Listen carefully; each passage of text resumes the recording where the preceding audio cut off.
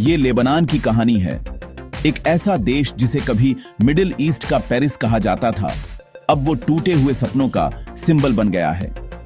1960 के दशक में बेरूत ग्लैमर, प्रॉस्पेरिटी और कल्चरल रेनेसां का एक प्रतीक था। उसके बैंक विदेशी कैपिटल से भरे थे। उसकी सड़कों पर आर्ट, म्यूजिक और इंटेलेक्चुअल डिबेट की धूम रहती थी।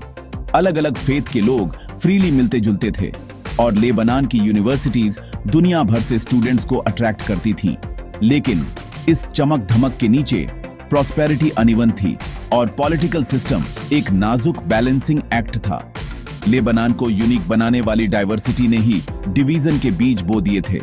जबकि दुनिया उसकी प्रोग्रेस की तारीफ कर रही थी, बहुत कम लोगों ने नीचे सुलगते हुए टेंशन को नोटिस किया। वो सुनहरा दौर कमजोर नींव पर बना था। लेबनान के फ्यूचर के टर्मोइल के बीज पहले ही जड़ पकड़ रहे थे। लेबनान का पॉलिटिकल सिस्टम, जो 1940s के नेशनल पैक्ट से बना था, उसने पावर को रिलीजन के आधार पर बांट दिया था। इस इंस्टीट्यूशनलाइज्ड सेक्टेरियनिज्म ने पॉलिटिक्स को कम्युनिटी इंटरेस्ट की लड़ाई बना दिया, नेशनल यूनिटी की नहीं। इकोनॉमिक ग्रोथ ने इनइक्वालिटी को और बढ़ा दिया, जिससे रिसेंटमेंट और एक्सट्रीमिज्म को बढ़ावा मिला। फिलिस्तीनी रिफ्यूजीज के आने और पीएलओ की आर्म्ड प्रेजेंस ने लेबनान को रीजनल कॉन्फ्लिक्ट में घसीट लिया। लीडर्स अपने सेल्फ इंटरेस्ट के कारण बढ़ती हुई क्राइसिस को इग्नोर करते रहे। फॉरेन पावर्स ने मौका देखा, फैक्शंस को हथियार दिए और डिवीजन को गहरा किया। डिजास्टर के लिए स्टेज तैयार था।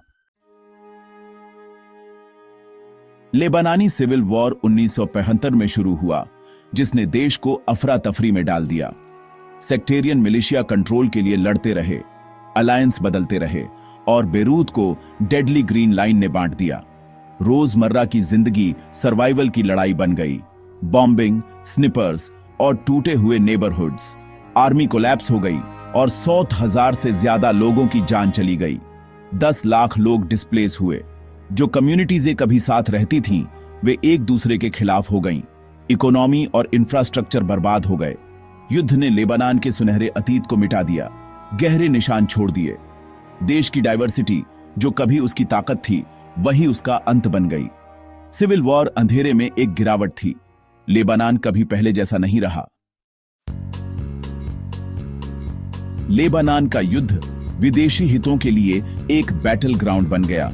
सीरिया ने इंटरवीन किया, पहले पीस कीपर्स के रूप में, फिर ऑक्यूपायर के रूप में। दशकों तक लेबनान की पॉलिटिक्स पर हावी रहा। इजराइल ने पीएलओ को बाहर निकालने के लिए हमला किया, दक्षिण पर कब्जा किया और नए रेजिस्टेंस को बढ़ावा दिया। ईरान ने हिजबुल्लाह का समर्थन किया, उसे एक शक्तिशाली मिलिशिया में बदल दिया।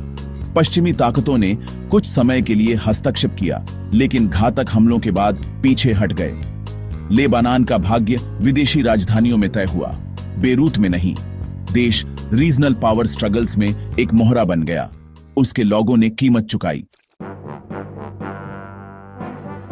1990 का ताइफ एग्रीमेंट युद्ध को खत्म कर दिया, लेकिन भ्रष्टाचार के एक नए युग की शुरुआत की। पूर्वी वॉरलॉर्ड्स पॉलिटिशियन बन गए, राज्य को आपस में बांट लिया। सरकारी नौकरियां और सेवाएं सेक्टेरियन लॉयल्टी और कनेक्शन पर डिपेंड करती थीं। अरबों की सहायता एलीट की जेबों में गायब हो गई, जबकि कर्ज आसमान छू गया। सिस्टम ने नागरिकों को डिपेंडेंसी और निराशा में फंसा दिया। 2019 में व्हाट्सएप कॉल पर टैक्स ने बैड लव की मांग करते हुए बड़े पैमाने पर विरोध प्रदर्शनों को जन्म दिया। एक पल के लिए यूनिटी लौट आई, लेकिन भ्रष्ट सिस्टम बना रहा। लेबनान का कोलैप्स सिर्फ समय की बात थी। 4 अगस्त 2020 को एक बड़े पोर्ट एक्सप्लोजन से बेरूत तबाह हो गया। 2700 टन से ज्यादा अमोनियम नाइट्रेट, जो सालों से ऑफिशियल नेग्लिजेंस के कारण स्टोर किया गया था, एक विनाशकारी ब्लास्ट में जल उठा।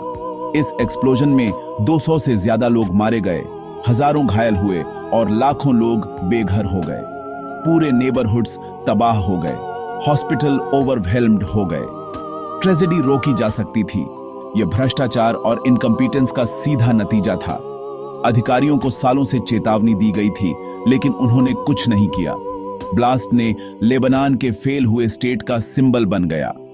दुख गुस्से में बदल गया क्योंकि लोगों ने जवाबदेही की मांग की। एक्सप्लोजन सत्ता में बैठे लोगों द्वारा सबसे बड़ा विश्वासघात था। एक्सप्लोजन के बाद न्याय की मांग बहुत ज्यादा थी। जज तारिक बितार की इन्वेस्टिगेशन को उसी पॉलिटिकल एलीट ने ब्लॉक कर दिया जो इस डिजास्टर के लिए जिम्मेदार थे।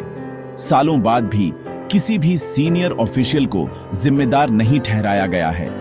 इकोनॉमिक क्राइसिस और गहरा गई, करेंसी गिर गई, गरीबी बढ़ गई और बेसिक सर्विसेज गायब हो गई। फिर भी उम्मीद की किरण जगी। महंगी कॉन्फ्लिक्ट के बाद हिजबुल्लाह की पकड़ कमजोर हुई और 2025 में एक नई सरकार बानी। जज बितार की जांच फिर से शुरू हुई। अंततः पूर्वी अधिकारियों से पूछताछ की गई। लेबनान की चुनौतियां बहुत बड़ी बनी हुई हैं। भ्रष्टाचार, अस्थिरता और अतीत को दोहराने का खतरा। क्या यह नया लीडरशिप साइकिल को तोड़ पाएगा? लेबनान की कहानी एक चेतावनी है। जब लीडर्स लोगों से ऊपर पावर को रखते हैं तो एक देश बर्बाद हो सकता है। भविष्य अधर में लटका है। एक देश जो न्याय, गरिमा और फिर से बनने का मौका चाहता है।